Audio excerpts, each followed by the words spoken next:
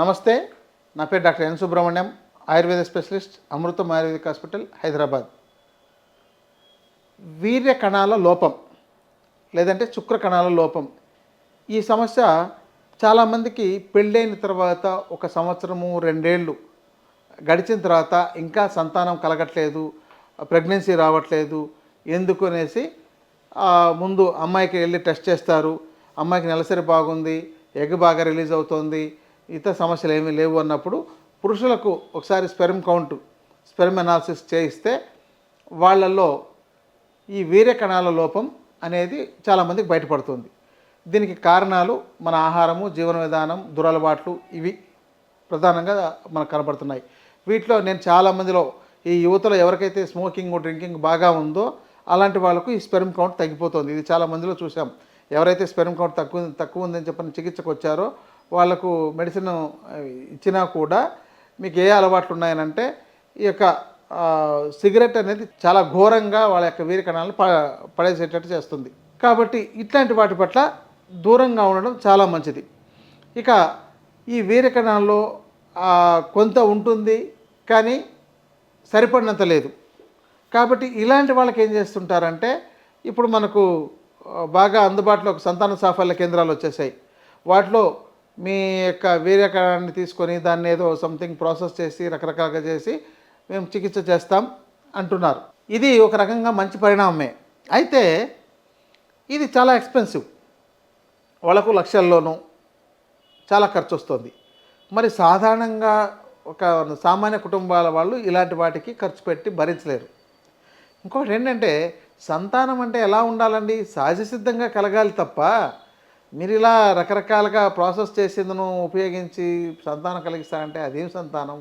మీకు వాటి పట్ల ఎంత ఇంట్రెస్ట్ ఉంటుంది, ఎంత ప్రేమ ఉంటుంది? ఇక దానిలో జరిగే రకరకాల దోషాలు, రకరకాల ఇవి మీరు టీవీలో చూస్తూనే ఉన్నారు.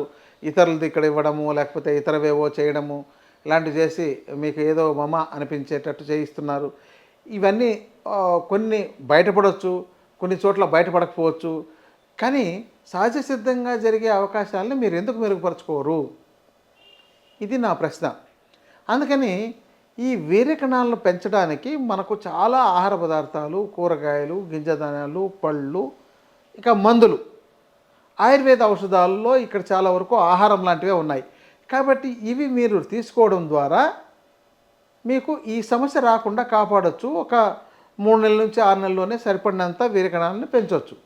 పూర్తిగా జీరో అయిపోయిన వాళ్లకు ఏమీ చేయలేరు. ఎందుకంటే అది కొంతవరకే సక్సెస్ రేట్ ఉంటుంది, అందరికీ సక్సెస్ రేట్ ఉండదు.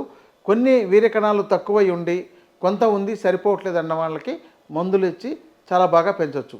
దీనికోసం సహజ సిద్ధంగా కూడా చాలామంది పబ్లిసిటీ కూడా చేస్తున్నారు. మీకు అశ్వగంధ లేహం వాడండి, సరస్వతి లేహం వాడండి, మెమరీ పవర్ పెంచుకోండి, ఇలాంటివన్నీ కూడా చాలా మెమరీ పవర్ పెంచుకోవడానికే కాకుండా జనరల్ హెల్త్కి కూడా చాలా బాగా పనిచేస్తుంది. చవనప్రాశి లేహం వాడండి, అశ్వగంధ తీసుకోండి, శతావరి వాడండి, ఇలాంటివన్నీ కూడా సాధారణంగా వింటే సరిపోతుంది. చాలామంది దీన్ని వినకుండానే దురభిప్రాయాలను పెంచుకుంటున్నారు. అమ్మో అది వాడితే ఏమైపోతుందో, అంతకుముందు ఎవరో పక్కింటోళ్ళు ఎదిరింటోళ్ళు చెప్పిండే మాటల్ని చాలా పరిగణలోకి తీసుకొని వాటిని సక్రమంగా వాడుకోకుండా వీళ్ళు నష్టపోతుంటారు. ఎందుకంటే వాడు కర్మ అలా ఏడిస్తే ఆ పక్కింటోళ్ళు ఎదిరింటోళ్ళు వింటారు, కానీ ఇంకా సరైన డాక్టర్ని ఎందుకు కలుస్తారు?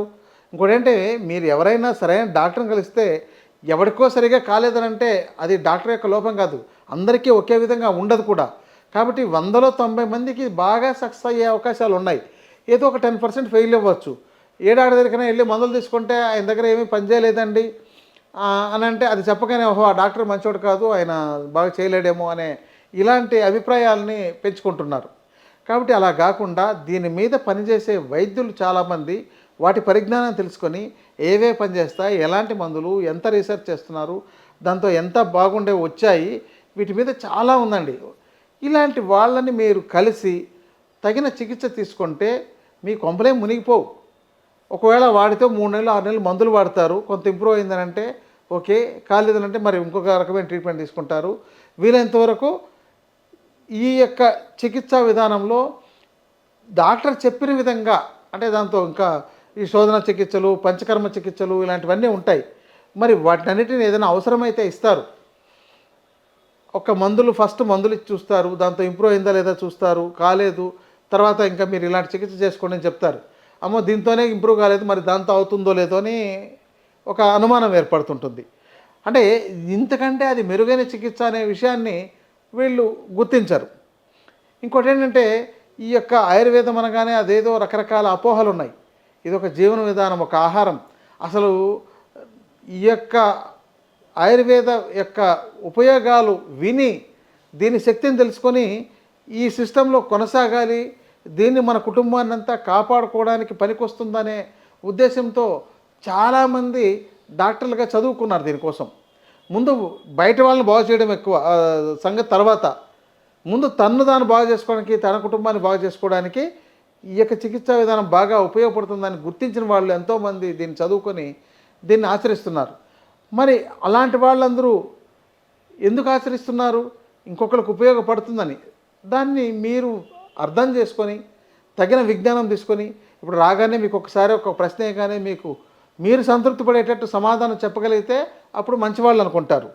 ఒక్కొక్కసారి నమ్మచ్చు, నమ్మకపోవచ్చు. అమ్మ ఈయన ఏమైనా కల్పితం చెప్తాం మీకు, ఎందుకంటే అంతకుముందే ఆయన ఏమైనా కల్పితంగా ఏమైనా చెప్పిండే వినుంటే అవి మీ మైండ్లో ఉంటాయి. వాటితో మీరు కంపేర్ చేసుకుంటుంటారు. వాటికి ఏమీ సంబంధం లేదు. ప్రకృతి సహజసిద్ధంగా అందించిండేవి మీరు ఆరోగ్యకరంగా ఉండడానికి, ఆరోగ్యవంతమైన సంతానం కలగడానికి. వీటన్నిటికీ మన ప్రకృతి చాలా రకాల మూలికల ద్రవ్యాలు అందించింది. ప్రకృతిలో ఏ జీవికి ఈ సంతాన సాఫల్య కేంద్రాలు లేవు. ఏ జీవికి సంతానం కలగకపోవడం అనేది లేదు. ఒక కోడి, చిన్న కోడి తీసుకున్నా కూడా అది ఒక గుడ్డు పెట్టే సమయానికి వచ్చేసరికి 20-30 గుడ్లు పెడుతుంది, 20-30 పిల్లలు చేయగలిగే శక్తి ఉంది. కానీ ఒక్క పిల్లలను ఒక్కడినో ఇద్దరినో కనడానికి నానా అవస్థలు పడుతున్న వాళ్ళు ఉన్నారు. కాబట్టి వీటికి వైద్యుల పర్యవేక్షణలో వీర్యకణాలను పెంచడానికి తగిన చికిత్సను తీసుకోవడం ద్వారా మీకు మంచి ఫలితాలు ఉంటాయి, సత్ఫలితాలు ఉంటాయి. కాబట్టి సంతాన సాఫల్య కేంద్రాలు అనేది చివరి దశ. ముందు దశలో చేయాల్సినవి ఈ యొక్క చికిత్సా విధానాన్ని తీసుకొని, మీకు తప్పని పరిస్థితుల్లో అయితే తప్ప ఈ చికిత్సా విధానంతో కొనసాగించి మీరు మంచి ఆరోగ్యవంతమైన సంతానం పొందడానికి అవకాశాలని, దారులను ఏర్పరచుకోండి. నమస్కారం.